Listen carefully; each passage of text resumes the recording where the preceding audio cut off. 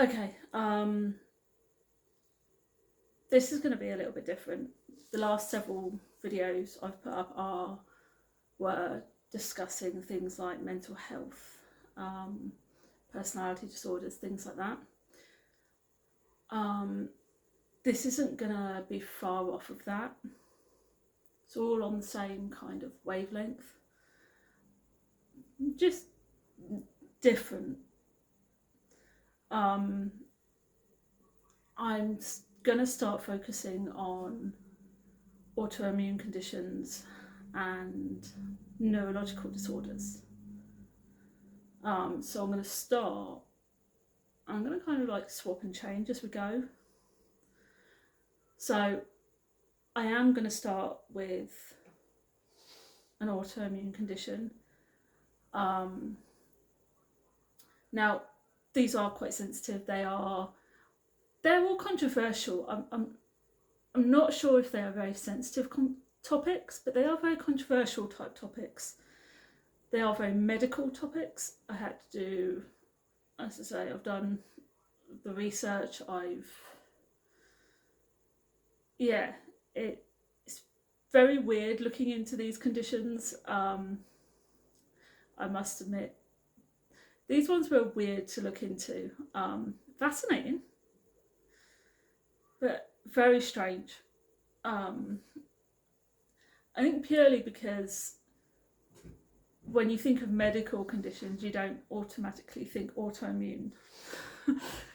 These ones are really obscure. You hear them, you hear names, you hear them flying about here, there, and everywhere. I mean, if somebody gave you the name of an autoimmune disease, you wouldn't automatically think, oh yeah, that's an I know all about that, that's fine. You kind of hear names here, there, and everywhere, and as we go along, you'll go, oh yeah, I've heard of that. Never really considered it or thought about it or had any idea how it works or anything like that. And as I've kind of looked into stuff or even tried to find any, some of them have really kind of shocked me as to what they really are and what it really means. So yeah, they're medical conditions, not mental health issues. So I would say this is more controversial than sensitive, but I could be wrong. So this is kind of a trigger warning, but at the same time, be aware that we're still in that kind of realm. Did do my research, and I have kind of tried to be as careful as possible not to put too much detail, because one thing I don't want to be accused of is citing things that could be mistaken for scientific whatevers that could get me blocked or banned. So I'm trying to I found all the facts of everything, and that's kind of what I'm going to stick to. And to be fair, I found quite a lot more than I thought I would. Because of what they are, I expected to be finding a lot of research. I expected to find, loads of scientific whatevers, but I didn't. I found so many more facts and figures and actual data and real-time sort of information. It was unreal. So yeah, it was kind of interesting while I was looking into all of these, what it really kind of meant. Some of them will be put in with the members only because they're a bit more serious than others. But I've got a massive list of both autoimmune and neurological, and I'm just going to go off it. Okay. So, I am going to start this one. Now, so we're just kind of going to get into it. I think I've rambled enough. So we're going to, again, before I actually go into that, anybody who hasn't watched my channel will have to forgive me, my brain doesn't retain information, especially lots of information, especially things like facts and figures and data and stuff like that. As we go along, you'll learn and figure out why. If you go back through some of my videos, you'll learn a bit more as to why that is as well. But there is a reason why my brain doesn't retain any of this stuff. So I do have a notebook that I read through, that I have and I keep all my information on, so I will be reading off it. Okay, I'm not like a normal kind of creator that just like reads it all and just says it all and can retain loads of information. I can't do that. I just can't. So yeah, here we go. And we're officially starting. Okay. So, autoimmune conditions. Okay. I am starting this one with Lyme disease. Now, when I saw Lyme disease, I assumed it was a dead disease. I mean, Lyme disease is something you wouldn't consider being something that was around the Western world.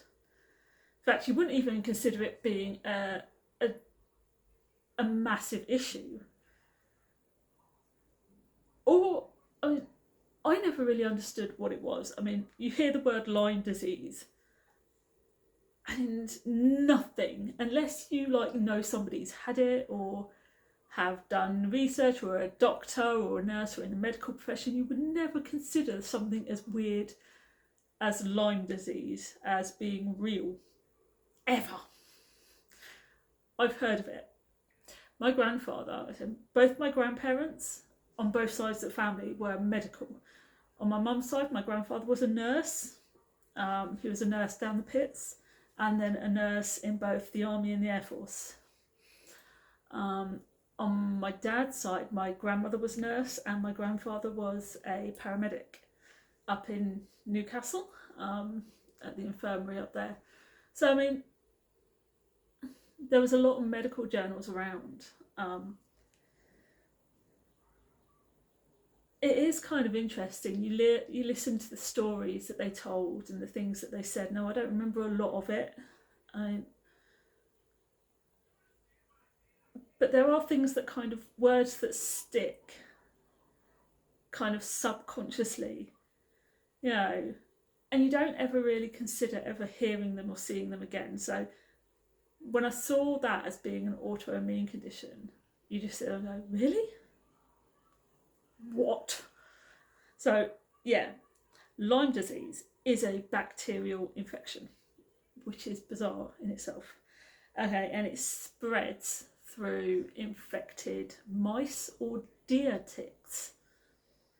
Okay, it spread to humans through mice and deer ticks. Okay, so Lyme disease is a bacterial infection spread to humans through mice and deer ticks. Okay. Now, since the sort of 1990s, there's been several studies done on this. Now, but in Europe, in 2022, the most recent one was in 2022 in Europe, when it was found that 1 to 5% of tick bites led to Lyme disease. But they actually found that on average, 2.5 to 5.1% were infected in England and Wales. And that's terrifying. I mean,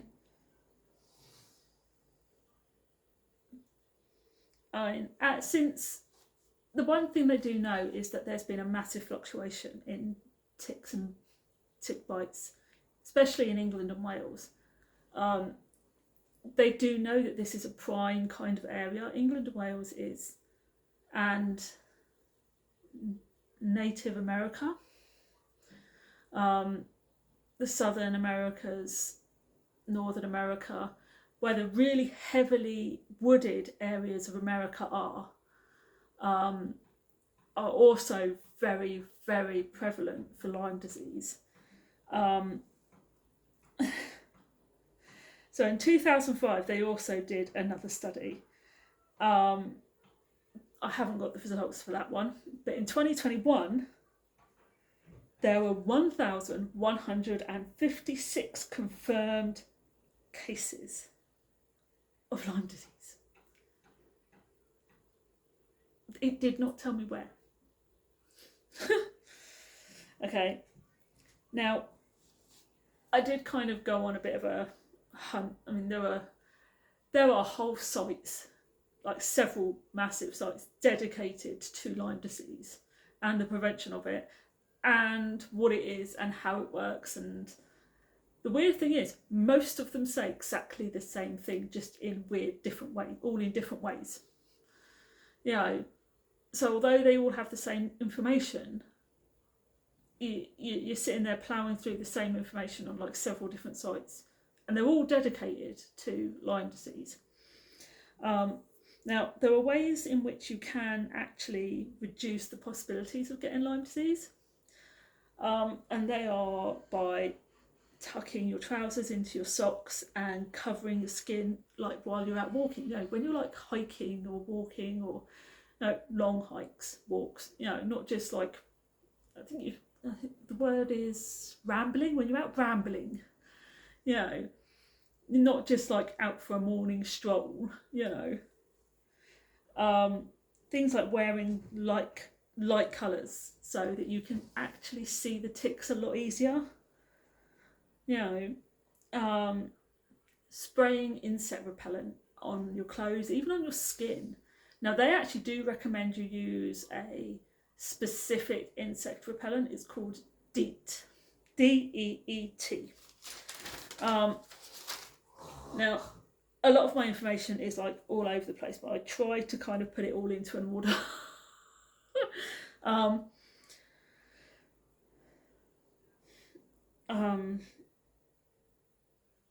Yeah. Mm-hmm. Oh, no. Right. So, although they have declared that they declared it it's possible to live with Lyme disease for years and not notice. That's kind of scary. It is scary considering some of the things I've learned about it. But they did, from what I found, they've said that if you are somebody that regularly comes into contact with like large woodland animals, or you go camping or hiking on a regular basis, especially during the summer or the autumn, because that is when the summer and the autumn are when you are most likely to get, what's it called? Lyme disease. I forgot what it was called then. You know, so so that is when Lyme disease is at its highest. That's when the infection can be spread most easily. So they've actually given a season. You know, summer and autumn is when you are most at risk for Lyme disease. So they're saying if you are regulars for camping or hiking, be aware if you live or in contact with like large woodland animals. So if you live in a very heavily wooded place, like rich with vegetation, wooded area, you know, so if you live in an area that's got masses of woodland, you know, around you, you know, things like that, you are most at risk. It puts you at higher risk. They do advise for people who live like that to get tested, you know, because they have said, you know, it can take 3 to 14 days for symptoms to even start to appear. Okay. Now, I did write the symptoms down. I did. Now, I am going to sit here and I'm going to list all of these symptoms. Now, it is very important to understand that symptoms will fluctuate. They have said it. Early symptoms can start between 3 to 30 days. And on top of that, they can fluctuate. They can come and they can go in that time. But some people can live years with it being dormant. There's a... What should I write down? Oh, now I wrote something down.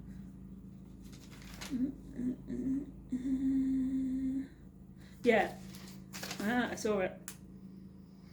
Yeah, research. There's been research. There's research. The research has found that that some of the bacteria in Lyme disease can actually become like dormant cells that antibiotics cannot touch. So actually, because of that, people who test positive for Lyme disease, because of that dormant, if they end up with that bacteria, that Lyme, the dormant part of Lyme disease, it can be really difficult to treat it, and it might take a long time for you to get rid of it. It might never fully go away. That's what they've said.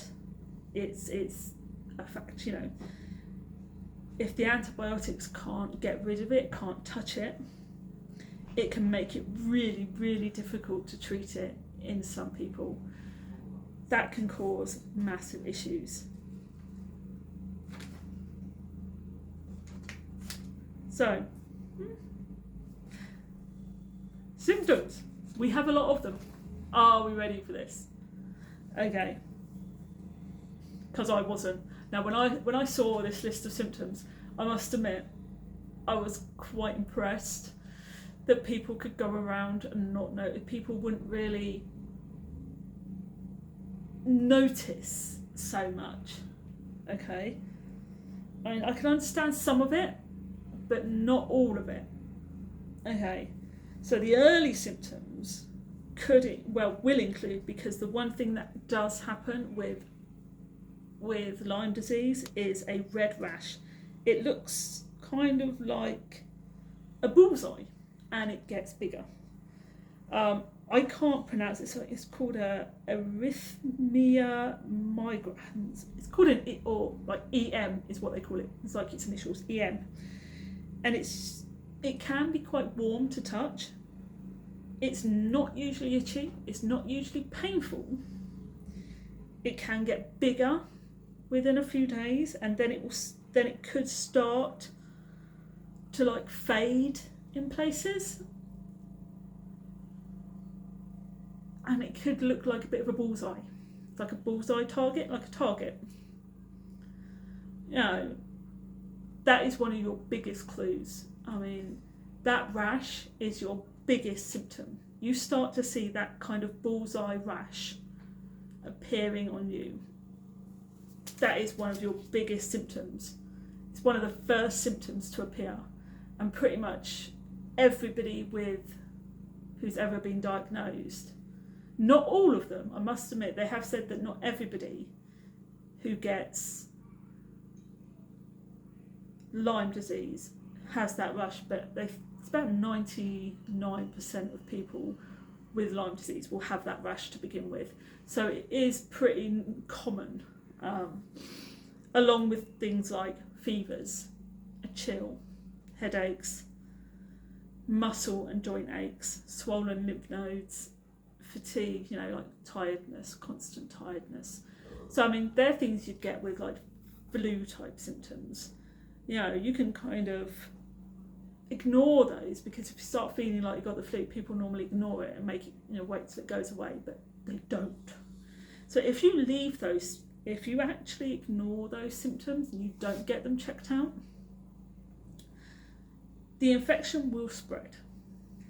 Right, so if it spreads, you will end up with things like severe headaches and stiffness in your neck.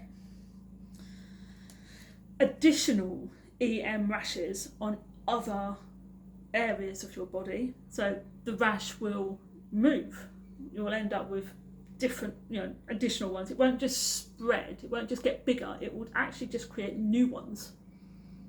You just get different ones all over your body.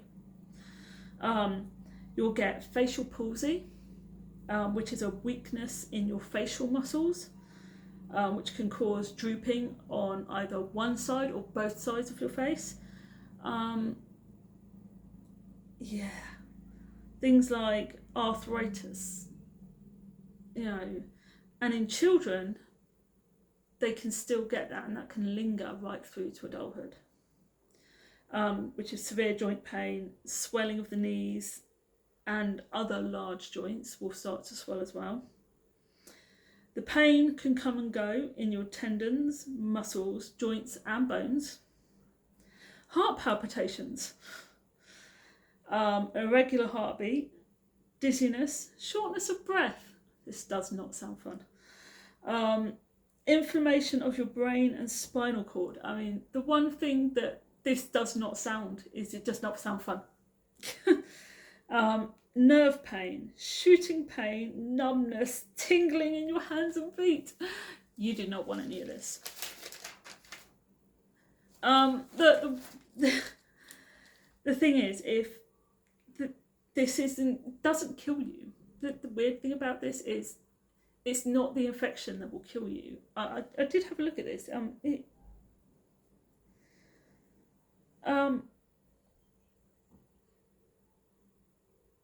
Yeah. Well, I say that. It could, but it's rare. The one thing I did find when I was looking it up, if it is left completely untreated, only if it is left completely untreated, could it lead to something they call a cardiac Lyme disease, which is something they call a complete heart block, which could kill you. But it is extremely rare. I mean, the reality is, if you start feeling things like,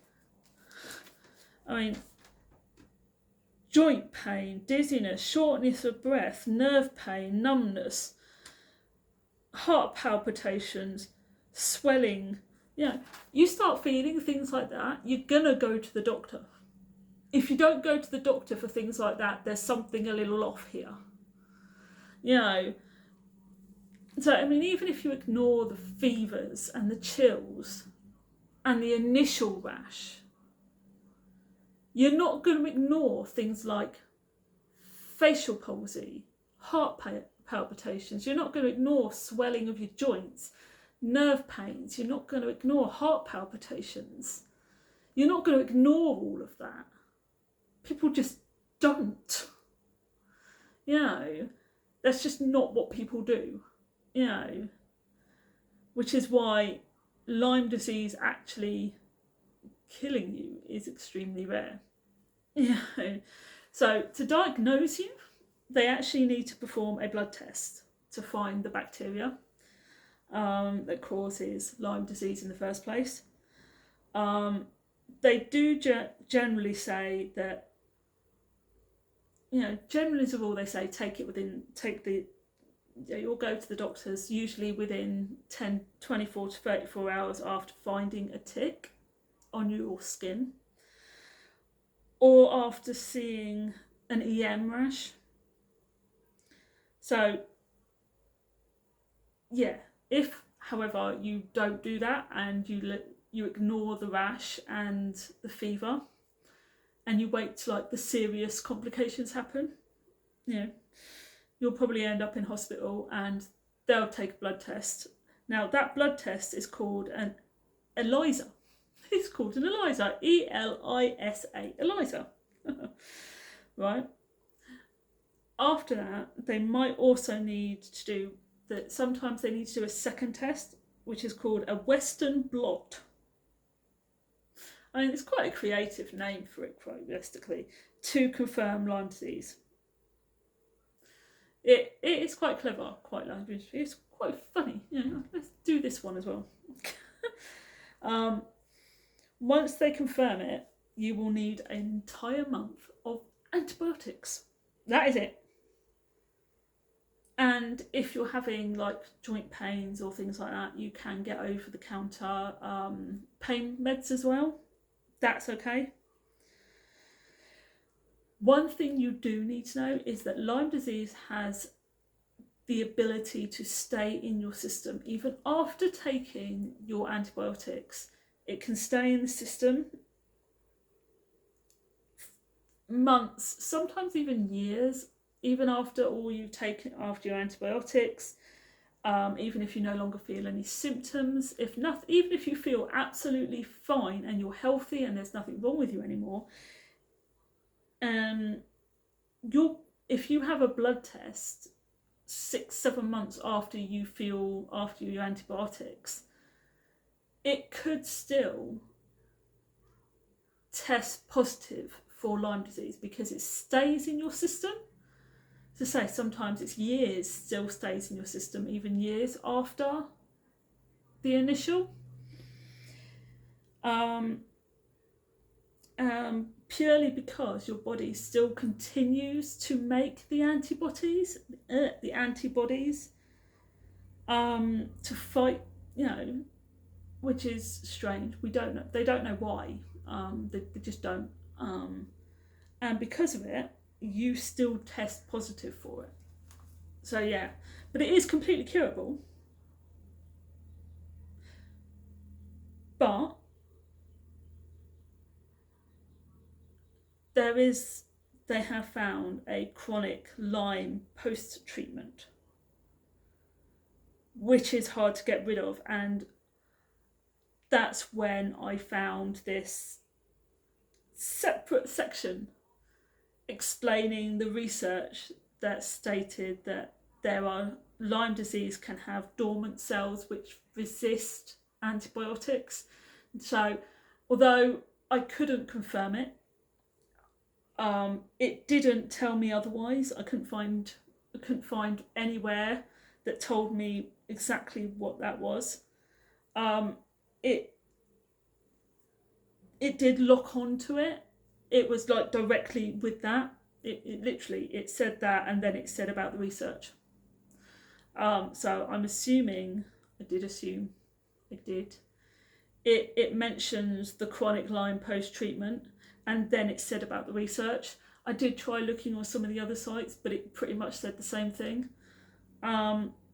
So I did assume that when they're talking about the chronic Lyme post-treatment, they're talking about the dormant cells which the antibiotics can't touch, which is why it's harder to get rid of. So yeah, this is, it was interesting looking into it, and I found it really interesting. So I'm really excited going into the next stage. So yeah, I do have another video to put out though, because yeah,